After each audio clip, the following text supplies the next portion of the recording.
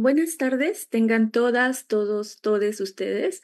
En este miércoles para la igualdad les damos la bienvenida a Sandra Ivette González y Anaí Zúñiga, las dos escritoras, investigadoras de nuestra universidad, que nos estarán hablando de Alejandra Pizarnik y de Anne Sexton, un poco para desmitificar, pues, todo lo que se genera alrededor de una autora y específicamente de estas dos escritoras. Sandra y Anaí, muchas gracias por acompañarnos. Me gustaría que empezaran a presentarse con el público que nos acompaña sobre su trabajo, la investigación que han realizado en torno a estas autoras y bueno, que tengan un muy bonito diálogo. Gracias. Muchas gracias, Bian, por darnos este espacio. Yo estoy muy contenta de compartir, primero de autoras que han marcado tanto mi vida y después de compartir con mi amiga y comadre de letras y sueños y delirios, que es Anaí, que ahorita le voy a dar la palabra para que se presente, se autopresente ella. Pues yo soy Sandra González. Soy docente e investigadora en la universidad y colaboradora ahí en la Coordinación para la Igualdad de Género. Y una de mis ramas de la investigación es la poesía escrita por mujeres en contextos de crisis y violencia. Y he trabajado un rato sobre la poesía de Alejandra Pizarnik. Y bueno, además soy poeta, me encanta escribir. Y creo que la Pizarnik y más adelante también Anaí hablará de Anne Sexton, nos han dejado un legado muy importante. Ahora sí, Anaí, te toca.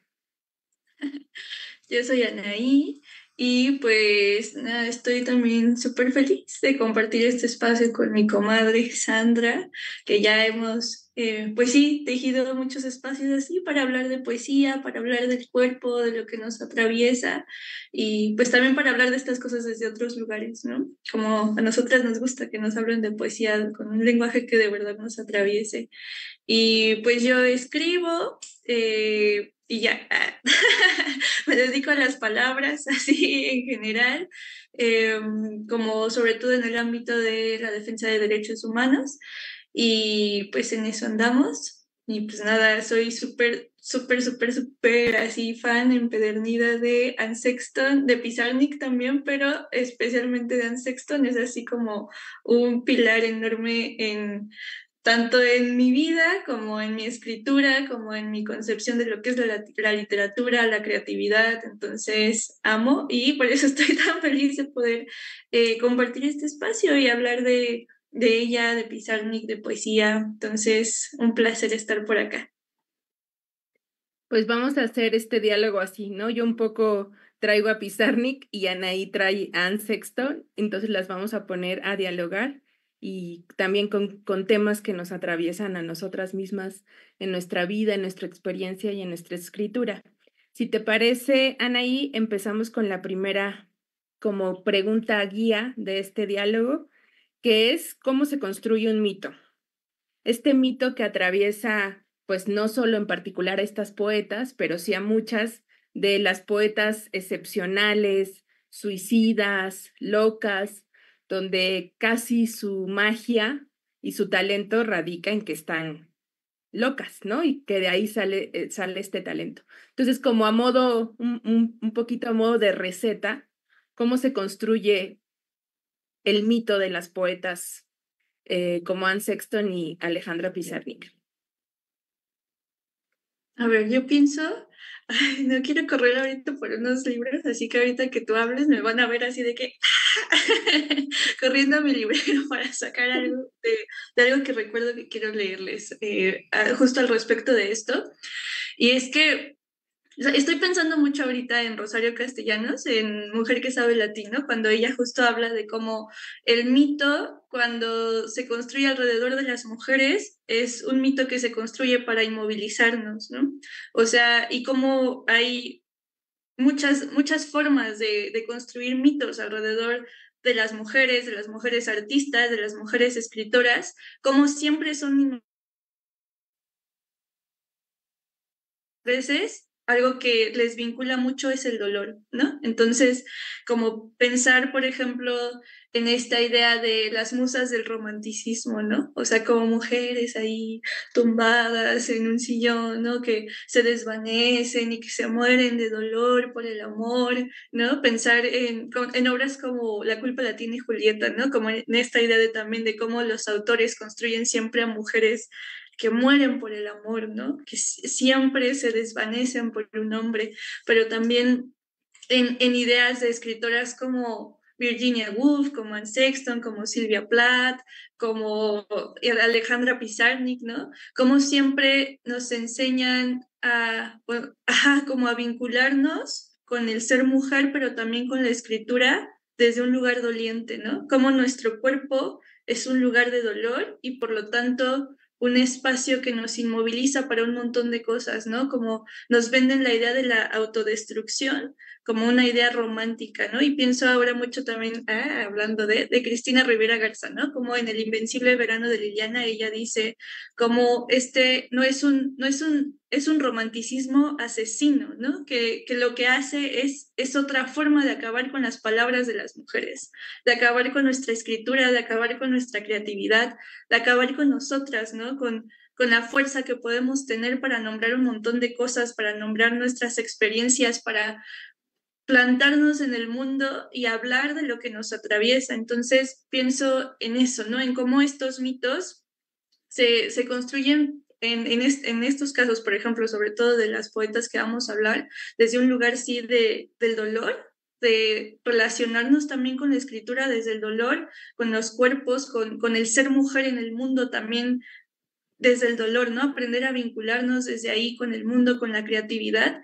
Y luego está esta otra idea también tan asesina de la idea de la locura como el lugar de la creatividad, ¿no? O sea, como, ay, no sé, ay, no me acuerdo cómo se llama este libro de Rosa Montero, del peligro de estar cuerda, que ya me voy a descoser aquí. Pero a mí me hizo enojar mucho de pronto que hubiera esta romantización de la locura. Pienso que hay una parte específica donde ella dice que no quería ya acercarse tanto como a la terapia o a los medicamentos, porque de pronto eso podía de pronto acabar con su creatividad, ¿no? Entonces, también nos enseñan mucho esta idea que es una idea asesina, ¿no? De que es en la locura donde habita la creatividad, ¿no? Es en el dolor y que pasa muchísimo en las escuelas de arte o de escritura, ¿no? Que nos enseñan que la literatura valiosa es la literatura que viene del dolor y por lo tanto tienes que autodestruirte para crear una obra que de verdad valga la pena, ¿no? Y eso nos aleja de otras escrituras, de otras formas de la creatividad que pueden hablarle a la ternura, ¿no? O a otras posibilidades de crear. Entonces, pienso mucho también en esta otra forma de crear este mito alrededor de la locura, ¿no? Como que es en la locura donde está la creatividad. Y ahora pienso en otra de mis amadas, en Esme Wei Jung Wang, en esta de todas las esquizofrenias, cuando ella dice, si el precio que tengo que pagar por la creatividad es este dolor, prefiero no volver a escribir nunca. Entonces, eso se me hace muy mortal. Y justo esta Anne Sexton en un poema dice, estoy entrando al lugar sin palabras, ¿no? Que se refería justamente a los momentos de crisis y que es algo que ella misma decía en sus textos, ¿no? En la locura no se crea nada. En la locura solo hay destrucción, solo hay dolor, no hay palabras, no hay nada. Entonces, por eso es tan importante, ¿no? Como ir hablando de estos mitos que al final son mitos asesinos, que al final son mitos que lo que hacen es limitarnos y acabar con nuestra escritura, con nuestra creatividad, y ya con eso, san. Y que bueno, todo esto que mencionas se ve muy bien en el caso de la Pizarnik, ¿no? Y que creo que hay muchos ecos de ese mito que siguen hasta ahora. Yo tengo que decir que en la investigación que hice ya hace varios años, mi propósito principal era desmitificarla. O sea, como dejar de ver únicamente a esta Pizarnik doliente, porque como bien decías, el mito lo que hace es como encapsularte en un momento y en una imagen, ¿no? Entonces, alrededor de Pizarnik está esta imagen mitológica de, por supuesto, la poeta romántica, heredera de todo el dolor, ¿no? Todo lo que decías de su creatividad venía prácticamente de su locura y de su dolor.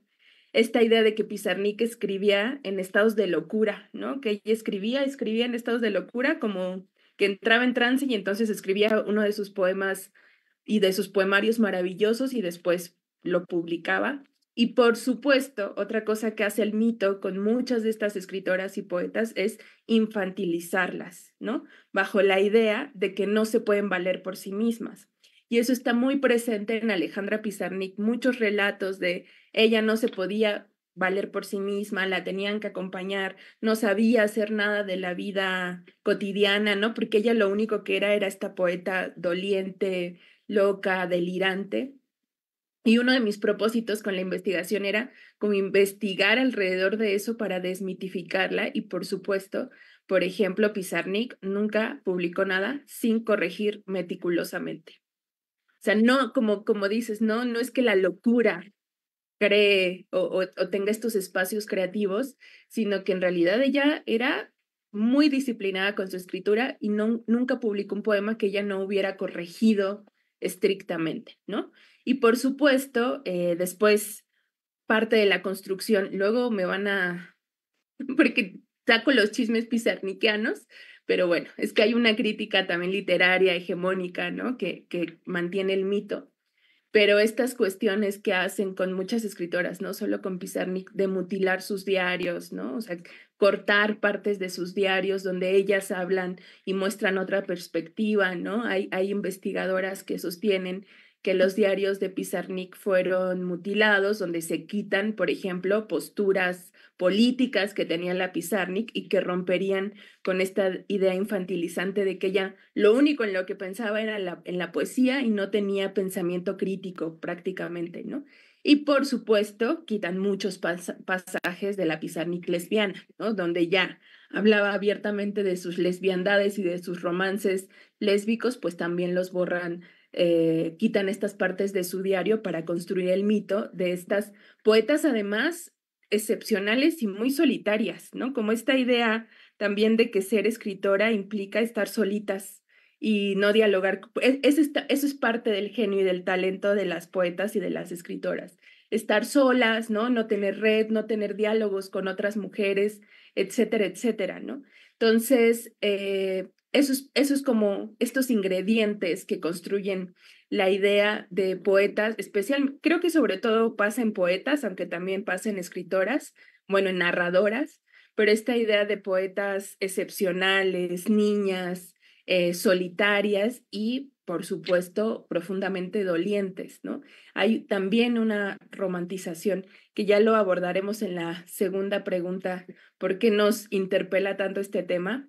Pero hay una romantización de la locura y además de las condiciones materiales de la escritura, ¿no? En el caso, por ejemplo, de Pizarnik, pues económicamente tuvo momentos en los que la pasó muy mal en su viaje a Francia, ¿no? No era una escritora reconocida y escribió en los 60, 70, cuando el foco principal del campo literario estaba en los narradores, ¿no? En Cortázar, en Borges, y eran quienes tenían incluso los apoyos económicos. Y si hay una queja de Pizarnik a lo largo también de sus diarios y de otros textos íntimos, pues es la queja de las condiciones materiales de escritura de las mujeres, ¿no? Entonces hay ciertas condiciones que por supuesto las llevaba a pasar mal, pero en el mito se romantiza todas estas condiciones materiales y la locura, y entonces son niñas que escriben en estados alterados y que publican, ¿no? Y de ahí sale su genio y figuras además que no dialogan con nadie más, ¿no?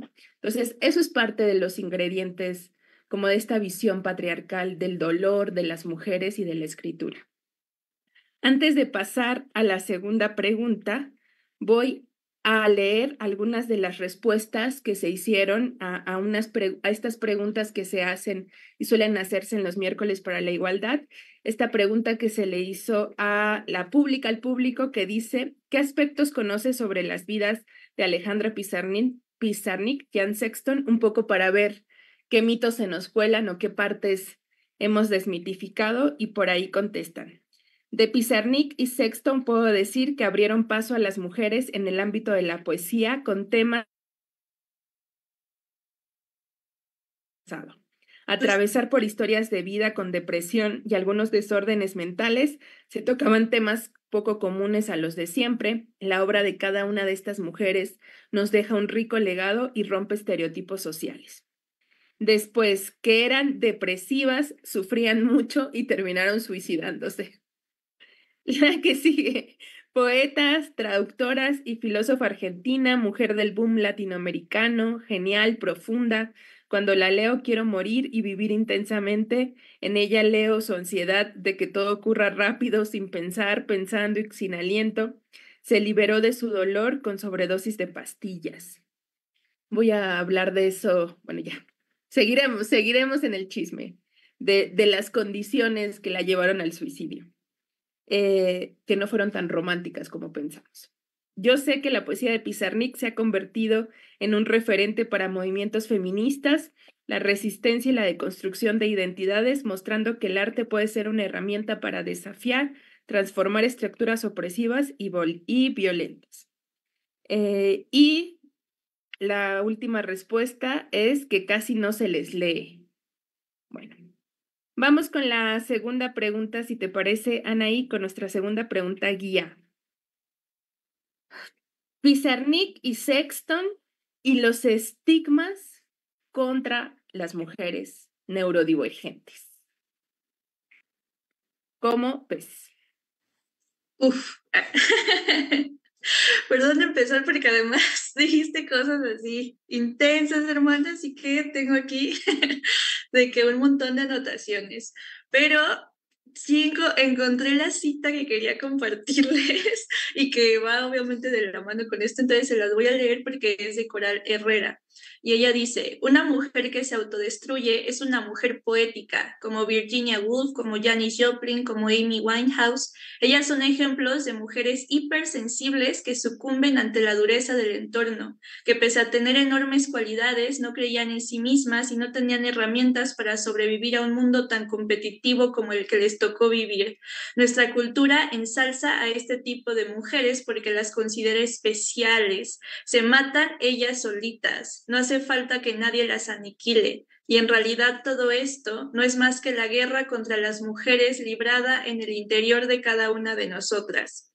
Y justo como que todo eso que ella va enumerando, pues son estas ideas, ¿no? A partir de los mitos que se crean alrededor de estas mujeres, como decía San, ¿no? Como esta idea de infantilizarlas como mujeres que hay que salvar de algún lugar, que no pueden salvarse a sí mismas, que no creen en sí mismas, entonces hay que salvarlas, pero al mismo tiempo está por este otro lado todo esta idea del estigma, ¿no? De los estigmas que hay respecto a las personas que habitamos el mundo con una neurodiversidad y que creo que va igual de la mano, ¿no? Como esta profunda infantilización, ¿no? Como si por ser una persona neurodiversa no supieras, ¿no? No tuvieras la capacidad de tomar decisiones, de crear más allá del trastorno con el que habitas, ¿no? O sea, de tener una sensibilidad que incluso rompa con eso y estoy pensando justo cómo esto habita muy, muy cañón en la poesía de Anne Sexton, ¿no? Como,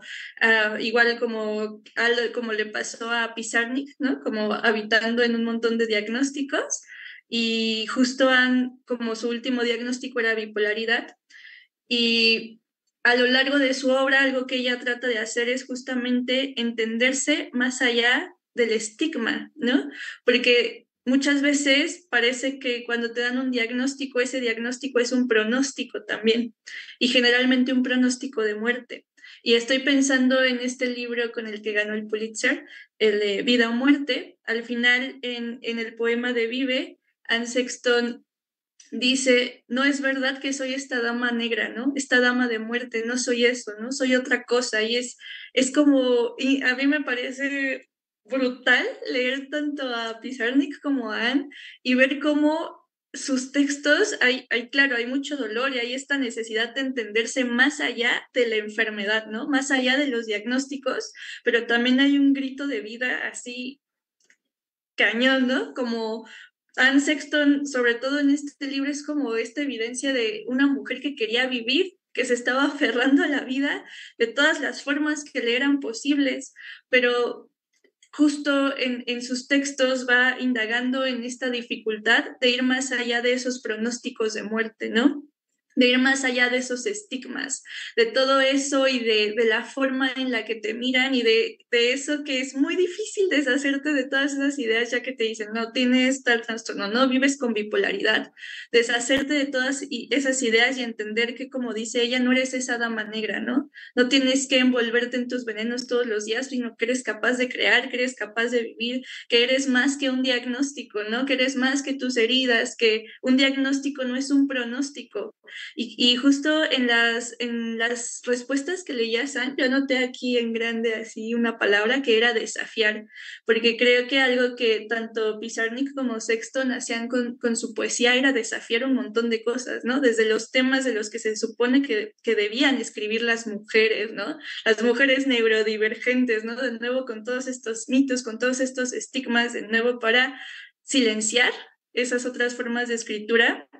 Creo que, por ejemplo, en Sexton también había un desafío constante respecto a lo que se espera de una mujer neurodiversa, ¿no? A plantarse ante el mundo desde otra forma e incluso a hablar de cosas como el suicidio, ¿no? Hablar de cosas como la depresión, hablar de sus estancias en los centros psiquiátricos. Y pienso mucho en este poema donde ella dice, una mujer así no le tiene miedo a la muerte, ¿no? Y entonces empieza a hablar justamente como que retoma todos esos estigmas y ella los convierte en un poema hermoso donde dice, sí, una mujer como yo no le teme a la muerte, ¿no?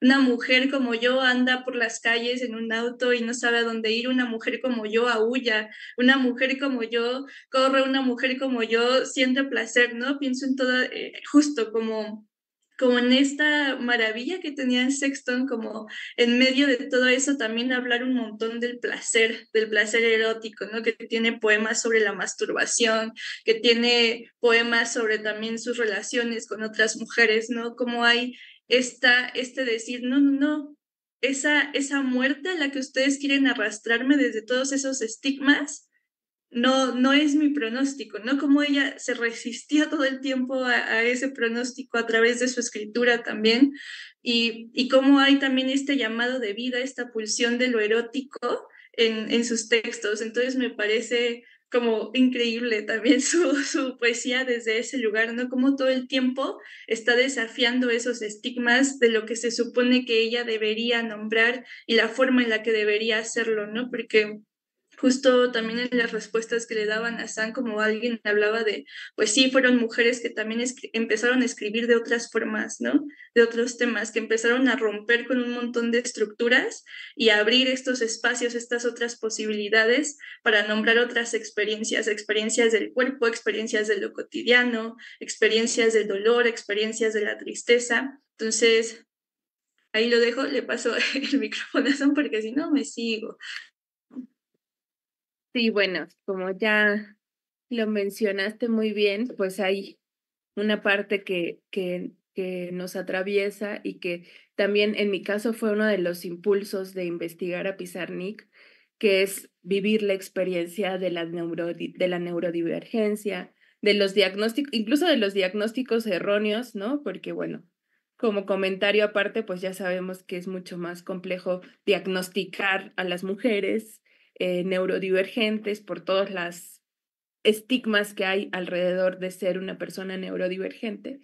Y me acuerdo además que mientras hacía la investigación sobre Pizarnik fui estigmatizada, ¿no? Porque era la que estaba investigando era la mujer loca que estaba investigando a una poeta loca, ¿no? Y incluso me decían Pizarnik, ¿no? Como que yo me hice una con mi tema de investigación, ¿no? Y pues todos los estigmas en el caso de Pizarnik, pues sí hay esta latencia de que estaba loca, ¿no? De que tenía alguna enfermedad, aunque nunca, por lo menos no claramente, se da un diagnóstico claro de cuál es la condición de Pizarnik, ¿no? O sea, hay quienes dicen que era bipolar, hay quienes dicen que era depresión, pero en realidad no hay un diagnóstico claro en ese sentido. No quiere decir que no era claramente una mujer neurodivergente, ¿no?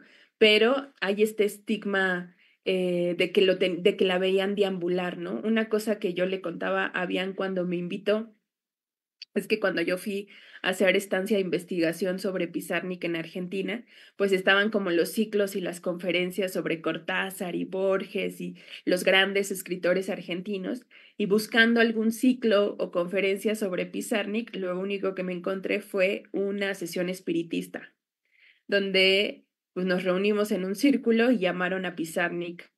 Y Pizarnik estuvo ahí presente esa noche y dijo que la poesía era lo único que nos salvaba, ¿no? Y una parte, digamos que de lo que me parecía extraño en ese momento era desde dónde se miraba Pizarnik, ¿no? No porque la sesión espiritista no tuviera algún valor, sino porque era el único lugar que se le daba, ¿no? Esta poeta que se suicidó y estaba loca, pues hay que llamarla desde ahí, no vale la pena hacer estudios críticos sobre su obra o investigar más allá, ¿no? Y una parte muy fuerte del tema de Pizarnik es que su psicoanalista era un psicoanalista muy reconocido en Argentina, con mucho prestigio, y Pizarnik deja evidencias de que fue maltratada por él, que tuvo maltrato. En los diarios Pizarnik narra cómo decía como cosas súper destructivas de su obra, ¿no? Y eso evidentemente la ponía muy triste, la golpeaba. Y además, cuando Pizarnik habla abiertamente de ser lesbiana, es cuando la internan en el psiquiátrico. Hay un mito muy fuerte en el caso de Alejandra de que cuando regresa de su segundo viaje a Francia y ve toda la politización del 68, por allá ya regresa en un estado de locura.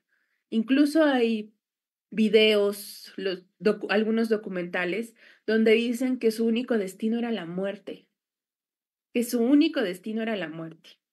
Y a mí eso me parece tan fuerte y tan doloroso, también con las mujeres neurodivergentes, ¿no? Porque es como si el destino final de las personas, especialmente de las mujeres neurodiversas, atadas a una idea del dolor que te paraliza, porque además el dolor lo vemos desde esa visión únicamente, ¿no? Las dolientes, las adoloridas. Yo me acuerdo que durante la estancia había gente que decía, yo no quiero vivir con una depresiva, por ejemplo, ¿no? Si el único destino era la muerte y el suicidio. Como que hay quienes dicen, estaba escrito. Y entonces la obra de Pizarnik empieza a leerse de atrás para adelante, en el sentido de, a partir de su suicidio, se empieza a hacer una especie de radiografía para buscar en los poemas de Pizarnik los indicios de la muerte, para comprobar que en su poesía era un testamento. Y a mí eso me parece tan profundamente doloroso, ¿no? Como atarla a ese destino. Y por supuesto se invisibilizan las condiciones que la llevaron al suicidio, entre ellas una mala práctica, que la hayan mandado al psiquiátrico cuando confesó ser lesbiana. Y la crítica literaria hegemónica de Pizarnik dicen que su última obra, que constituye este librito de textos de sombra y últimos poemas, y la obra de teatro que escribió y los cuentos que escribió, son así ilegibles, porque ya estaba en un estado de alteración muy brutal. Y a mí es la obra que más me llamó la atención, porque es cuando Pizarnik se pone venenosa. Como que al inicio de su poesía ella intentó un poco, como dicen algunas poetas, algunas críticas, ¿no? La doble voz, que de pronto quieres encajar tu voz poética con las expectativas, ¿no? Y tocas los temas comunes y el amor, ¿no? Y después fue agarrando su voz propia. Pero en esta última fase de su escritura se vuelve profundamente venenosa. Y eso me parece hermoso, porque el veneno me parece hermoso, y hace una crítica muy fuerte a la sociedad en la que vive. Tiene este poema tremendo de Sala de Psicopatología, que es brutal, y que la crítica literaria dice es que ahí esta mujer ya estaba loquísima, En ese poema ella habla de las condiciones de precarización, de indignidad en las que tienen a las mujeres en los hospitales psiquiátricos. Ella habla de lo terrible, de la visión terrible del psiquiátrico. Y entonces, en lugar de pensar que es porque estaba loca, no se vio esa crítica que estaba haciendo, ¿no? Y en su última poesía, ella critica mucho el trabajo. Ella tiene esta frase que a mí me encanta de ¿quién inventó el término trabajar para ganarse la vida? ¿Dónde está ese idiota? Porque es tremenda. Ella critica que pasemos horas y horas y horas en jornadas laborales, ¿no? Que era algo que a ella le pesaba muchísimo, porque por supuesto, como muchas otras poetas y escritoras, ella no podía vivir solo de su escritura, tenía que trabajar, a diferencia de los grandes escritores de la época. Entonces ella hace en sus poemas estas críticas de la gente de este personaje que se llama Sombra, que muere en una oficina trabajando 24/7 mientras el mundo pasa, ¿no? Y la obra de teatro, que yo se las recomiendo mucho, para mí es tremenda, porque es una obra de teatro que intenta ser graciosa, pero que en algunos momentos mete unas frases tan ciertas y tan profundamente dolorosas de las condiciones del mundo. Y bueno, ya, porque luego me apasiono con estos temas, pero definitivamente la estigmatización de las mujeres neurodivergentes nos condenan en muchos sentidos. Hacen nuestras condiciones de vida más difícil y nos condenan a un destino de dolor y muerte, del que estamos intentando de diferentes formas salir. Y eso me recuerda mucho la frase de Francesca Gargalo que me dijo alguna vez, de que la poesía también es acción y también es hacer algo con el dolor, ¿no? Con la poesía también es hacer algo con el dolor y no solo es un dolor paralizante. Pero vamos con la siguiente pregunta, porque si no, nos seguimos de corrido. La siguiente, como para empezar a desmontar los mitos, ¿cómo ha sido como resignificar a Anne Sexton?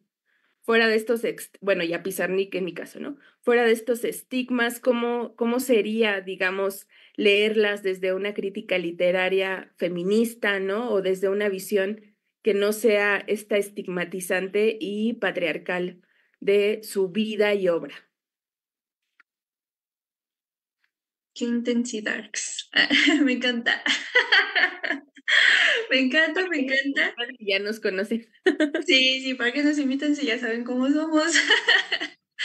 Pero, ay, perdón, pero a mí me encanta leerles cosas así. Entonces, les voy a leer un cachito justo de este último poema que tiene Anne Sexton en Vida o Muerte, que justo tiene un sentido, ¿eh? Porque con eso voy a responder a la pregunta que me hacía San.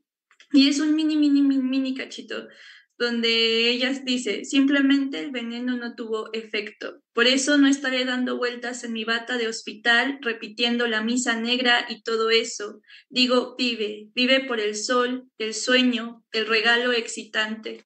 Y me parece hermoso que acabe con ese poema, ese libro, ¿no? Porque es un libro justo donde está como oscilando entre me dejo ir por la muerte, por este cansancio, justo por estos pronósticos que hay alrededor de mí, de lo que me atraviesa, o me sostengo en la vida, ¿no? Y que también hay un libro de su hija Linda Gray que se llama Buscando Mercy Street, donde su hija justamente también dice que tal vez si no fuera por la escritura o por la poesía, su madre se hubiera matado mucho antes, ¿no?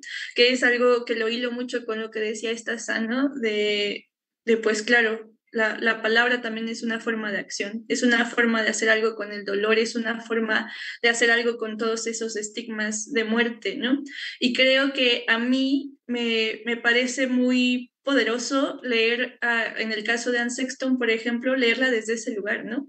Como no desde justo este lugar limitante o este lugar que también es un lugar de muerte porque es un lugar de silencio, o sea, leerla simplemente como la escritora que se mató, ¿no? La escritora que era bipolar, como leerla como desde estos lugares trágicos y desde ahí no notar todas esas otras cosas que ella está diciendo en su poesía, ¿no? Porque en su poesía, de nuevo, hay un grito de vida muy intenso, todo el tiempo está abogando por la vida en sus textos, ¿no? O sea, tratando de convertir ese dolor, tratando de convertir esa sensación de soledad en otra cosa, buscando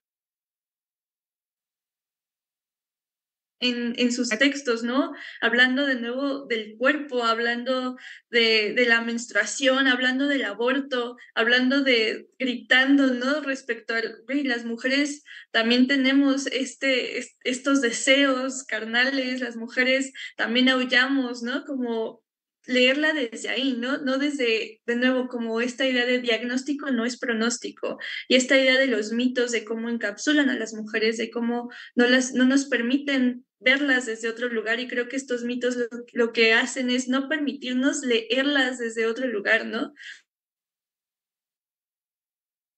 Como decía esta Sande, leer sus obras de atrás para adelante, ¿no? A partir del diagnóstico, leerlas, a partir del momento en el que se suicidan, leerlas, ¿no? Es como, yo siempre lo he pensado como cuando dicen, ah, sí, la esposa de tal escritor, ¿no? O sea, como si no fueras nada más, como si Anne Sexton no fuera nada más que una mujer que se suicidó, como si Anne Sexton no fuera otra cosa que una mujer que vivió con bipolaridad, ¿no? Y es como, no, hay muchas otras cosas en su escritura, hay un montón de temas, hay un montón de tópicos, hay un montón de búsquedas, de rebeldía, de hacerle frente a un montón de cosas, de hacerle frente a la propia academia, a la forma en la que se supone que debía escribirse. Hay un montón de búsquedas de desafiar, pero de nuevo, yo lo repito, a mí me ha funcionado mucho leerla de nuevo desde esta idea de una mujer que estaba buscando la vida y que de nuevo había un montón de condiciones alrededor que no le permitían eso, ¿no? Porque también al sistema le funcionaba la idea de esta escritora enferma, de esta escritora que no se podía valer por sí misma, ¿no? Porque evidentemente eso también les ayudaba a vender más libros, ¿no? Entonces es esta idea de hasta dónde, de nuevo, hasta dónde permitiremos como dejarnos llevar, ¿no? Por todos estos estigmas o por todas estas ideas de autodestrucción que no hacen más que silenciarnos una y otra vez. Y justo, ay, les digo que yo estoy así de que, ay, yo quiero leerles un montón de cosas. Entonces ahorita pensaba justo en este poema de El aborto de Anne Sexton y quiero compartirles un cachito y ahora les digo por qué. Ay, déjenme buscar la parte que quería. Ah, aquí está. Alguien que podría haber nacido desapareció, la hierba tan erizada y tiesa como cebollinos, y me pregunto cuando el suelo se romperá, y me pregunto cómo sobrevive lo que es frágil, y me pregunto cómo sobrevive lo que es frágil. En Pensilvania encontré a un hombrecillo, no Rumpelstiltskin, no, nada de eso. Él tomó la plenitud que comenzó el amor. Volviendo al norte, incluso el cielo se adelgazó como una ventana alta mirando a ningún lado. La calle estaba plana como una hojalata. Alguien que podría haber nacido desapareció. Sí, mujer, tal lógica lleva a pérdida sin muerte. O di lo que pensabas, cobarde, ese niño que yo sangro. Y me pregunto cómo sobrevive lo que es frágil. Es un cachito de un poema, pero quiero ponerlo aquí porque evidentemente en ese momento en el que Anne Sexton lo escribió fue así de ¿qué? ¿Está hablando del aborto? Como también tiene otro poema sobre la masturbación, sobre la menstruación, y creo que poner esa mirada, ¿no? Pensar en que en realidad fueron mujeres que se bancaron un montón de cosas, un montón de críticas, un montón de señoros diciéndoles también, sobre todo al inicio, ¿no? Que lo que hacían no era literatura, que de esos temas no se debían hablar, pero que al mismo tiempo como que empezaba esta aceptación respecto a su escritura porque estaba loca, ¿no? Entonces, sí, claro, entonces por eso escribe de esa forma, por eso dice esas cosas, porque está loca. Entonces, como que es increíble cómo también en la poesía de Anne Sexton hay esta pelea, ¿no? Entre entre, no sé, cómo hacerle frente a todos los golpes que le llegaban por todas partes, ¿no? Por un lado, esos temas de los que se supone que debía escribir y por otra parte, haciéndole frente a los estigmas respecto a la locura. Entonces, por eso digo que todo el tiempo hay una pulsión de vida fuertísima, ¿no? Porque todo el tiempo está buscando hacer algo con el dolor, está buscando hacer algo con los estigmas, está buscando hacer algo incluso con su alcoholismo, porque Anne Sexton era alcohólica. Entonces, imagínense cómo esta unión entre los medicamentos, la bipolaridad, el alcoholismo, como esta idea de mirarla, de nuevo infantilizarla, como esta idea de sí, claro, te vamos a... Y que es algo que también dice Rosario Castellanos sobre los mitos, ¿no? Porque Anne Sexton llegó en un momento donde también ya la pusieron en este lugar de adoración, ¿no? Pero que al final la propia Rosario dice, son los lugares para las mujeres, ¿no? Cuando las ponen en este lugar de adoración es también otra forma de limitarlas, ¿no? Porque no puede ser ninguna otra cosa más allá de eso, de ese lugar en el que te hemos puesto, ¿no? Y que es algo que le pasó también a Anne Sexton. Entonces, creo que a mí me parece que una mirada es pensar eso, pensar más allá de la muerte, de esa muerte a las que querían arrastrarla, ¿no? Y nosotras poder leerlas desde otro lugar y ver esas otras palabras que estaban tratando de decirnos, porque bueno, o sea, literalmente en este pedacito que les leí dice, vive, ¿no? O sea, por favor, vive. Y yo siempre lo he visto como un, no sé, como un manifiesto, no sé, como si se parara enfrente de mí y me dijera, mira, yo no pude, pero espero que tú sí, ¿no? Vive tú, vive. Entonces a mí me parece maravillosa toda la obra de Anne y la leo desde ahí, ¿no? Como una mujer tratando de decirme, esto me pasó a mí, pero espero que tú puedas hacer otra cosa, ¿no? Vive. Entonces, eso. Claro, estoy muy de acuerdo con todo. Y creo que algo que pensaba con esto último que decías y que de alguna forma conecta también tu escritura y la mía, es como que creo que constantemente también escribimos manifiestos de vida, ¿no? Eh, y eso nos vuelve a llevar a pensar que una de las claves muy importantes para desmitificar a estas poetas, primero no es endiosarlas ni como decían ahí, ponerlas en un pedestal, ¿no? Y segundo también, pues esto de lo que hemos hablado, que las neurodiversidades, algunas por supuesto no podemos generalizar, ¿no? Pero, por ejemplo, en mi caso, con la depresión, que es por lo menos el diagnóstico más claro, también es importante no romantizar, ¿no? No es hermoso todo el tiempo, no quiere decir que la vida sea bien jodida, ¿no? Y ya, pero creo que algo que pasaba mucho con Pizarnik también es esa romantización, como y que es una de las críticas y que creo que es importante, como una especie de ansiar ese estilo de vida, como depresivo, doliente, ¿no? Deambulante, y la verdad es que no, o sea, no hay que romantizar las neurodivergencias, creo que ya hablaremos para cerrar sobre los legados de ambas poetas, pero creo que el legado de Pizarnik no es el dolor, ¿no? Ya más adelante hablaré de cuál creo que son esos legados. Y como decías, pues reconocer también estas condiciones de vida tan adversas por las que tuvieron que atravesar, ¿no? Ahora estamos en otros momentos, pero pues en el caso de Pizarnik, insisto, escribió en la época del boom latinoamericano. Y el boom latinoamericano era básicamente hombres. Por supuesto que habían algunas mujeres que quedaban ensombrecidas. Hoy ya se están retomando, por ejemplo, Elena Garro como la real iniciadora del llamado realismo mágico, por ejemplo, ¿no? Que durante mucho tiempo se pensó solo en hombres cuando hablábamos de realismo mágico. Pero, pues sí, ¿no? Escribir en tiempos, bueno, una cosa que hemos platicado y que también es muy fuerte es esta idea de mujeres adelantadas a su tiempo. Y pues no, eran mujeres de su tiempo escribiendo contra condiciones patriarcales, de precarización de la vida, ¿no? Como bien dolorosas. Yo, ya que Anaí leyó, voy a leer, pero no voy a leer los clásicos textos más conocidos de Pizarnik, sino estos textos venenosos que a mí me encantan, donde su crítica aparece como de manera profunda y por supuesto es Sala de Psicopatología. Y dice un fragmento porque es un poema muy largo.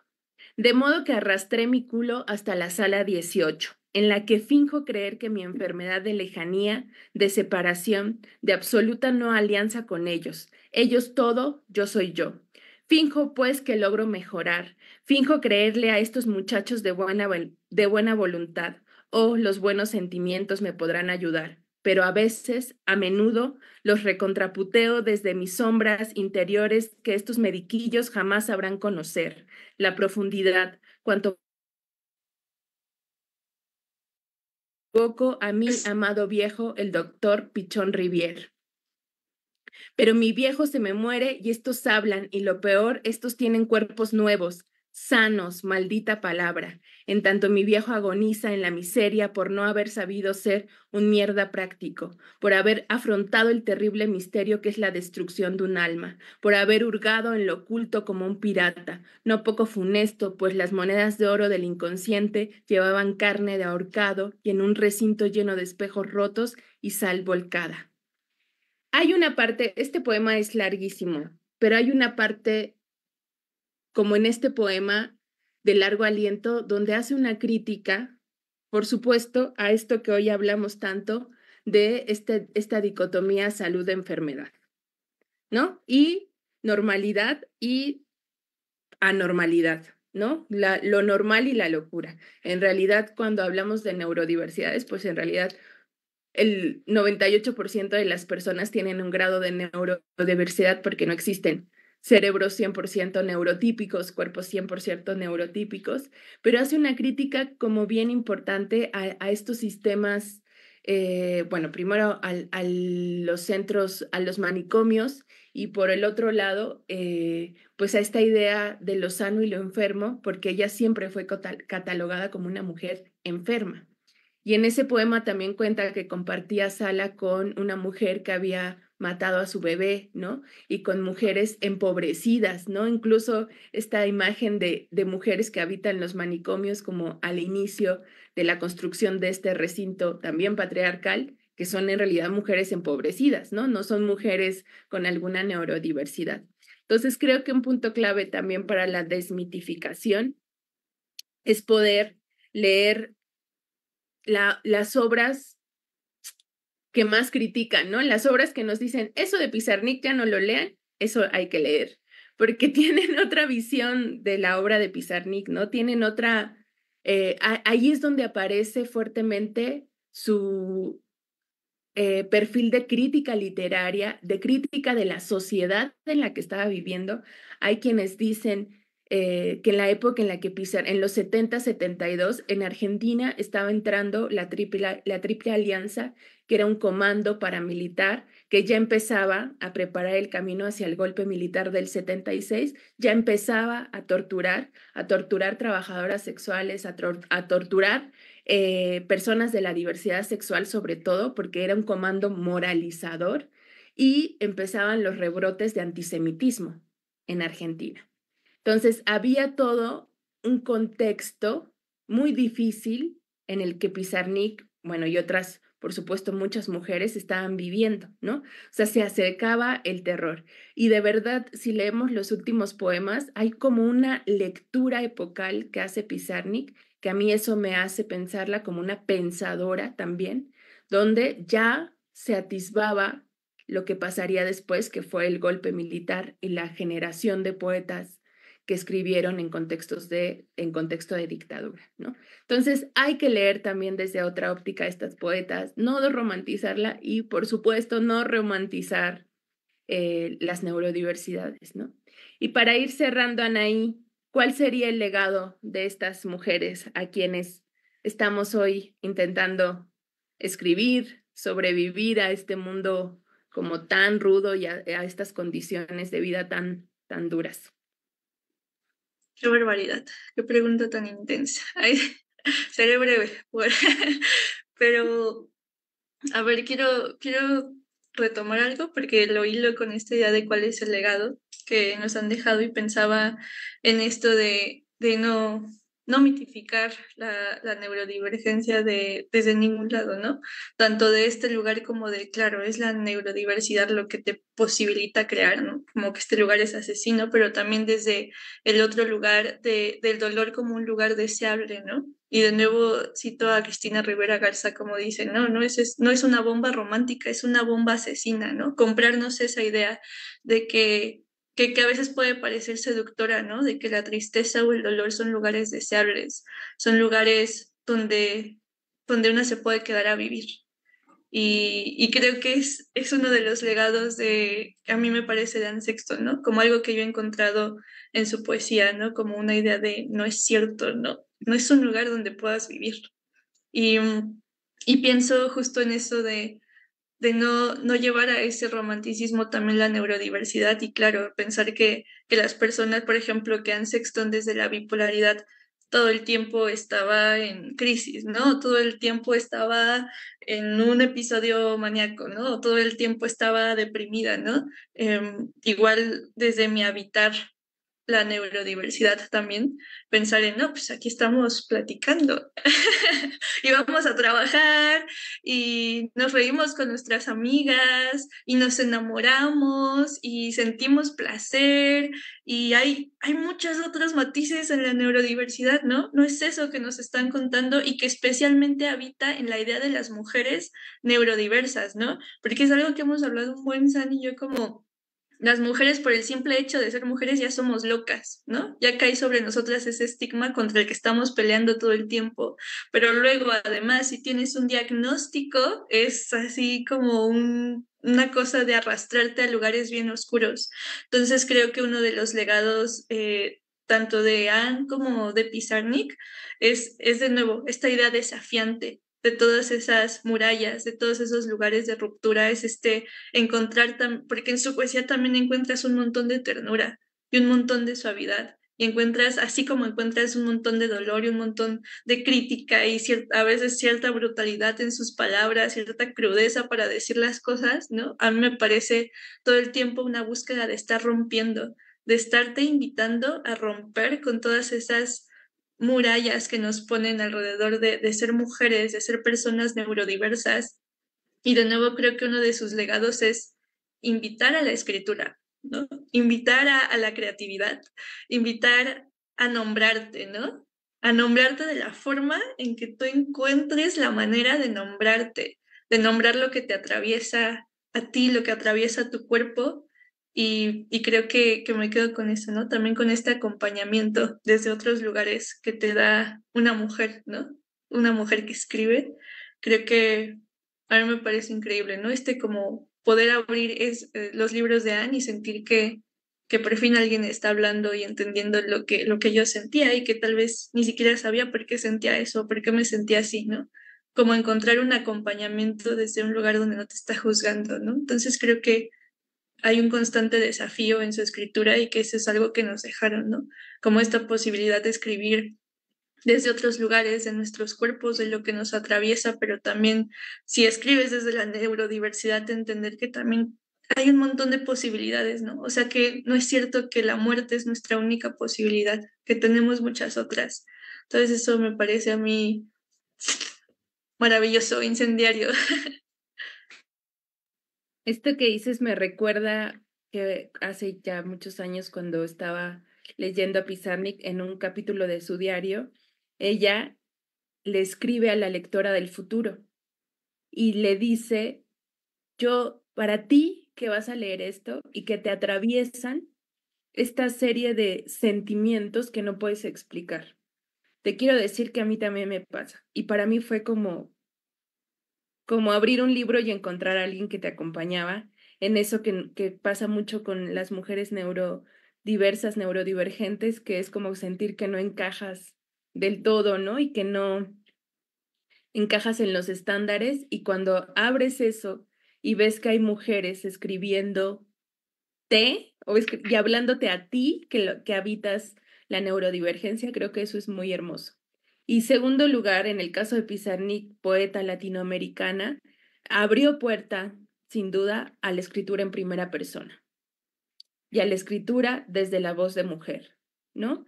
Porque por supuesto, antes de ella habían varias, pero como que el impacto que tuvo Pizarnik como desde arrebatar el derecho de las mujeres a escribir en primera persona, a decir yo y yo siento y hablar del dolor que te atraviesa. Muchas la odian por eso, ¿no? Porque piensan que el legado de Pizarnik es el dolor, pero yo creo que el legado de Pizarnik es poder hablar sobre nuestras historias y no en un sentido individualista, porque eso me conectó otra vez con Cristina Rivera Garza, tan citada esta noche, con el condolerse, ¿no? Porque parte del dolor que está ahí plasmado no es un dolor individual. Por eso Pizarnik le habla a la lectora del futuro que le iba a doler eso que a ella le dolía y que además sabía que le iba a doler porque las condiciones de vida para las mujeres pues para las mujeres, Latinoamérica, en fin, están bien rudas, ¿no? Entonces creo que ese es el legado, como arrebatar la voz y también proponer un dolor que nos conduela, ¿no? Que nos llame también a la voz colectiva y a la escritura colectiva, que creo que es parte de lo que nos ha conectado a ti y a mí, pero también como a otras, ¿no? Como es pensar que contrario a quizá lo que Pizarnik vivió en su época, pues las mujeres neurodivergentes pues no estamos solas y también hay otras que atraviesan por estas situaciones, ¿no? Y por supuesto que en Pizarnik hay mucho más que dolor, hay mucho más que sus poemas de dolor, hay mucha rabia también, sus poemas más rabiosos, hay mucha hermosura, sus pájaros, sus mujeres, ¿no? Su muñeca vestida de azul, hay mucha risa también. Yo creo que Pizarnik era muy graciosa, ¿no? Y además, pues hay muchos de Pizarnik, también está su crítica literaria muy puntual, su crítica al ámbito político, por supuesto, y también creo que además de su poesía, una de las puertas que abrió Pizarnik es a los diarios, ¿no? Su diario íntimo o aparentemente íntimo también abrió puerta a este estilo de escritura sobre nuestras experiencias y a decir que lo que nos atraviesa también es importante y también es digno de ser escrito y que además podemos autonarrarnos nosotras mismas, ¿no? Y narrar nuestras propias experiencias. Pero creo que ya se nos está agotando el tiempo y voy a leer los comentarios de las personas que nos estuvieron viendo. Ruth Ruiz dice, qué bonito escucharlas y hablando con tanta pasión sobre estas poetas. Si nunca las hemos leído, ¿qué textos recomendarían de cada una para iniciar? Rápidamente, Anaí, ¿con cuál texto recomendarías iniciar a leer Anne Sexton? Yo siempre recomiendo de verdad el libro Vive o Muere. O sea, creo que es sí, no, ya me estaba, ya me estaba contradiciendo a mí misma. No, sí, sí, Vive o Muere, porque creo que sí es un lugar muy chido para empezar a conocer a Anne Sexton. De Pizarnik, Árbol de Diana y sus diarios, sin duda. Vianney justo pensaba en la importancia de las autobiografías cuando somos mujeres, la capacidad de narrarnos a nosotras mismas, más allá de que el mundo tenga que decir, de lo que el mundo tenga que decir sobre nosotras. Nosotras podemos decir, no, solo soy esta dama negra. No solo soy esta dama negra, perdón. Jules, sobre Anne Sexton no conozco mucho, agradezco escuchar más sobre ella. Sobre Alejandra Pizarnik no leí su trabajo como una mujer dirigida hacia la muerte. Me da mucha curiosidad sobre el romance que tuvo con Silvina Ocampo. Ya luego si me vuelven a invitar, les cuento ya los chismes pizarniquianos, los chismes literarios que también son muy importantes. Yaraxai Simbrón dice, amo a Pizarnik, la leí muy joven y no dimensionaba lo que había detrás de sus poemas, una enfermedad mental bien romantizada por mi entonces joven yo. Ahora pienso que debe haber contado con la atención médica necesaria, seguramente hubiese escrito más y seguramente cosas todavía más chidas de las que ya escribía. Estoy absolutamente de acuerdo, ¿no? El destino de Pizarnik no necesariamente era la muerte. Creo que sí hubo una negligencia con quienes la trataron, con internarla, con la terapia psicoanalítica y creo que si hubiera tenido las herramientas que hoy algunas de nosotras tenemos, seguramente seguiría escribiendo cosas bien chidas y hoy estaría aquí recibiendo un merecido homenaje y no esta idea de que una poeta solo se vuelve famosa e importante cuando se suicida, ¿no? Y ya terminamos bien, te lo prometemos.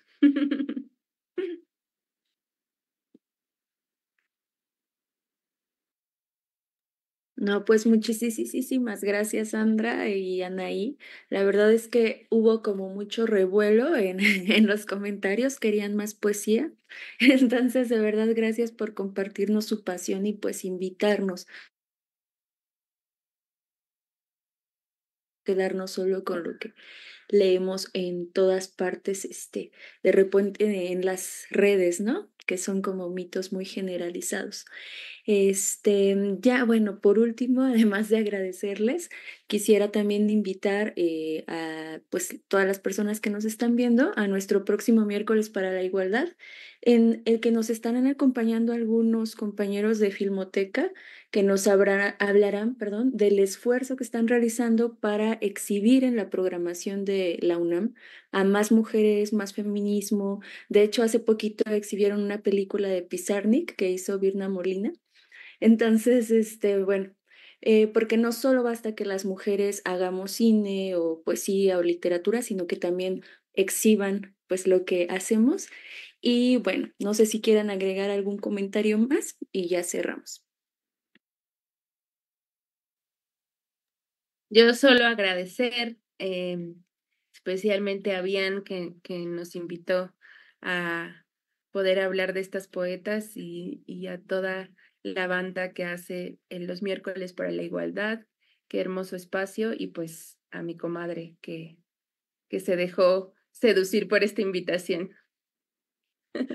No, pues yo también agradecer un montón por este espacio tan chido para comadrear y hablar de poesía y de cosas que nos gustan y pues nada, como que quedarnos de nuevo siempre con esta idea que nos dejaron Anne y Pizarnik, ¿no? Con la dignidad de nombrarnos, pero también de quedarnos en la vida hasta que la dignidad aguante, ¿no? Siempre buscar la dignidad.